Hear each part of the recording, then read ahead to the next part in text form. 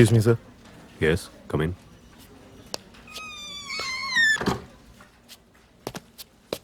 Sir വരാൻ പറഞ്ഞിട്ടുണ്ടായിരുന്നു. Deepak, your application for the job. അത് റിജക്റ്റ് ആയി. എന്താ സർ, എന്തു പറ്റി? നിങ്ങൾ ഇവിടെ തന്ന മാർക്ക് ലിസ്റ്റ് അത് ഇൻവാലിഡ് ആണ്. സാർ ഇത് എന്തൊക്കെയാ പറയുന്നത്? അതേടോ, നിങ്ങളുടെ ഡോക്യുമെന്റ്സ് ഒക്കെ വെരിഫൈ ചെയ്യുന്ന സമയത്ത് നിങ്ങൾ പഠിച്ചു എന്ന് പറയുന്ന കോളേജില്ലേ, അത് ഒരു യൂണിവേഴ്സിറ്റിയിലും രജിസ്റ്റർ ചെയ്തിട്ടില്ല. അത് മാത്രമല്ല, അങ്ങനെ ഒരു കോളേജേ ഇല്ല. ഇതെല്ലാം വെച്ച് നോക്കുമ്പോൾ എനിക്ക് തോന്നുന്നത് നിങ്ങൾ പഠിക്കുന്ന കോളേജ് ഫേക്കാണ്. അതായത് ഇൻവാലിഡ് സർട്ടിഫിക്കറ്റ് ആണ് കൊടുക്കുന്നതെന്ന്. I am sorry, I can't do anything. You can leave now. Sir,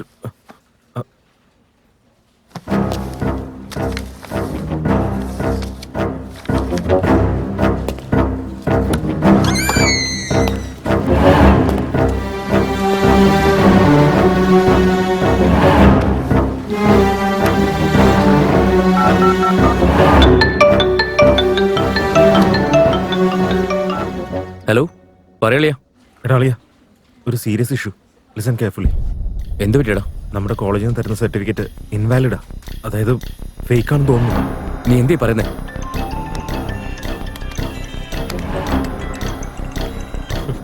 hello, ആ സത്യമാണോ സാർ? നമ്മുടെ കോളേജിൽ കൊടുക്കുന്ന സർട്ടിഫിക്കറ്റ് ഒക്കെ ഫേക്കാ സാർ. എന്താ? എന്ത് ഫേക്കാണോ? എന്താ ഫേക്കോ? സത്യമാണോ? ആരാ പറഞ്ഞേ? ആണോ? ആരുടെ പറഞ്ഞു?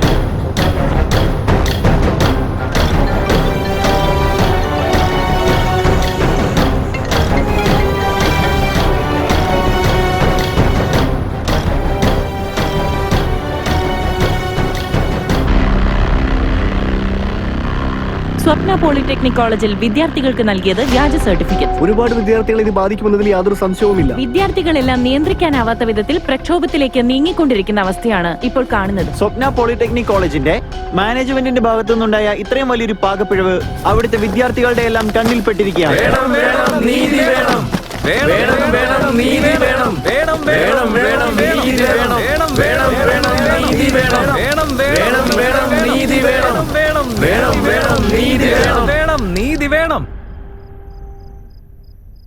ഇതിങ്ങനെ തന്നെ മുന്നോട്ട് പോയാൽ അത് ശരിയാവില്ല.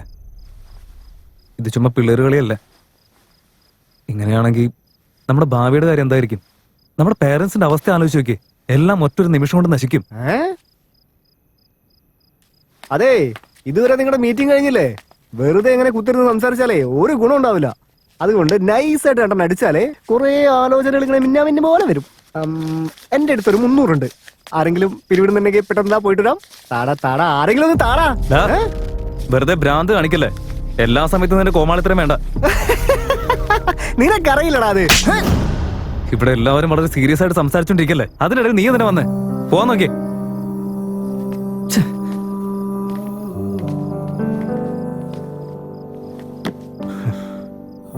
നമ്മുടെ എല്ലാവരുടെ സ്വപ്നങ്ങള് ഇതോടെ നശിച്ചു എന്നാ എന്റെ മനസ്സ് പറയുന്നത്. അതെ സൂര്യ, ഇപ്പൊ നമ്മുടെ സീനിയറിന്റെ ആപ്ലിക്കേഷൻ റിജക്ട് ആയതുപോലെ ഒരു ദിവസം നമ്മുടെ റിജക്ട് ആവുന്നതിന് മുമ്പ് നമുക്ക് എന്തെങ്കിലും ചെയ്തേ പറ്റൂ.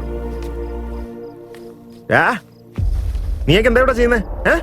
സമരം ചെയ്യാൻ പോകണം നീക്ക്? എല്ലാരും കൂടെ ഇവിടെ വന്ന് കുത്തിയിരിക്കുന്നത് എന്തിനാ? ഏയ്, ബോയ്സ് ഹോസ്റ്റലിൽ പെൺകുട്ടികളോ? നിങ്ങളൊക്കെ എന്താ ഇവിടെ ചെയ്യുന്നേ? ഇതൊക്കെ ചെയർമാൻ അറിഞ്ഞു കഴിഞ്ഞാൽ എന്താ അവസ്ഥ എന്ന് അറിയാമോ നിനക്ക്?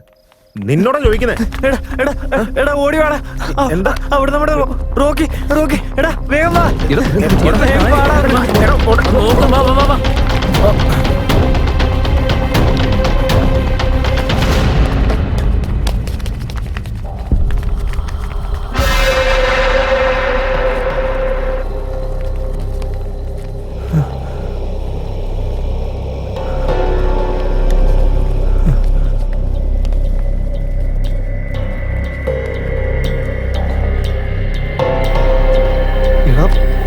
നീ എന്തിനാണ് അവനെ തല്ലിയ?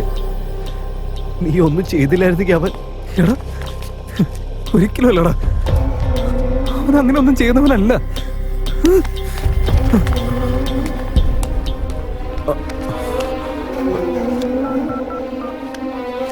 ഹലോ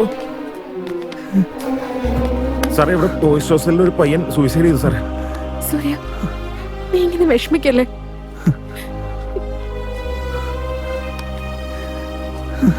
ഇങ്ങനൊന്നും സംഭവിക്കുന്ന ഞാൻ കരുതിയില്ല.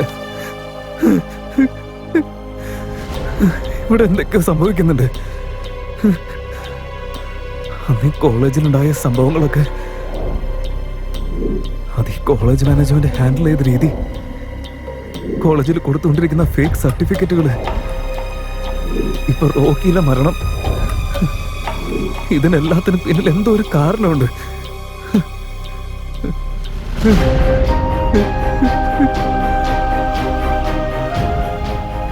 എന്തോ ഒരു സത്യം ഇതിന്റെ എല്ലാം പിന്നിലുണ്ട്.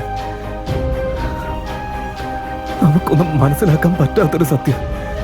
ഇതിന്റെ എല്ലാം പിന്നിൽ എന്തോ ഉണ്ടടി. അതെ, നീ പറഞ്ഞത് ശരി തന്നെ. എന്താ? Yes, your prediction is right. നീ എന്തീ പറയുന്നേ? അത്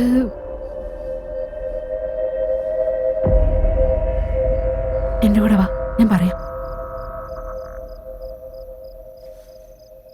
അന്ന് നിന്റെ ഹോസ്റ്റലിൽ ഞാൻ വന്നിരുന്നില്ലേ? തിരിച്ചു പോകുന്ന സമയത്ത് ഒരു റൂമില്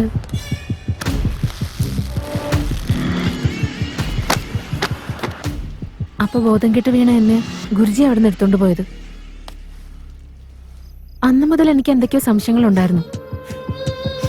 നമ്മളെല്ലാരും കരുതിയത് അവൻ വേറെ എവിടേക്കെങ്കിലും പോയിട്ടുണ്ടാവുന്നല്ലേ. എന്നാ ആ ദിവസം ഒരു കൊലപാതകം നടന്നിട്ടുണ്ട്. ഇതൊക്കെ സത്യമാണ്. എന്നിട്ട് ഈ കാര്യങ്ങളൊക്കെ നീ അന്ന് എന്താ പറയാതിരുന്നേ? അന്ന് ഈ കാര്യങ്ങളൊക്കെ നിന്നോട് പറയാൻ പറ്റിയ സാഹചര്യത്തിലായിരുന്നില്ല. പക്ഷെ പ്രിൻസിപ്പലിന്റെ അടുത്ത് ഞാൻ ഈ കാര്യങ്ങളൊക്കെ പറയാൻ ശ്രമിച്ചതാ. പക്ഷെ അദ്ദേഹം എന്നെ സംസാരിക്കാൻ സമ്മതിച്ചില്ല. ഇനി ഞാൻ അതിനെക്കുറിച്ചൊക്കെ പറഞ്ഞിരുന്നെങ്കിൽ തന്നെ എന്തിനൊരു പെണ്ണ് ബോയ്സ് ഹോസ്റ്റലിലൊക്കെ വെറുതെ ഒരു ഇഷ്യൂ ആക്കേണ്ടെന്ന് കരുതിയിട്ടാ ഞാൻ.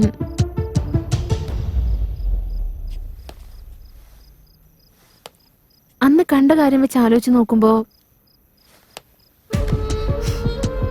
അന്ന് പ്രവീണിന്റെ മരണത്തിന് പിന്നിലും ഇന്ന് റോക്കി മരിച്ചതിന് പിന്നിലും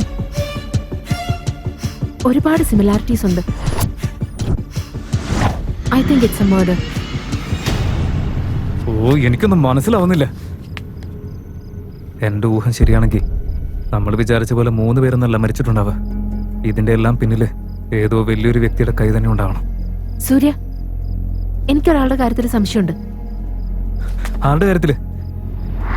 കിരൺ, കിരൺ, കിരൺ, കിരൺ, നീ എവിടെയാ?